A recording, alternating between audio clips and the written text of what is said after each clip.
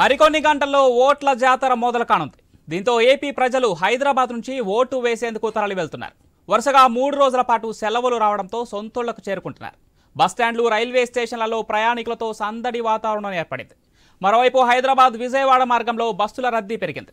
MGBS నుంచి 500, JBS నుంచి 200 ప్రత్యేక బస్సులను అందుబాటులో ఉంచారు.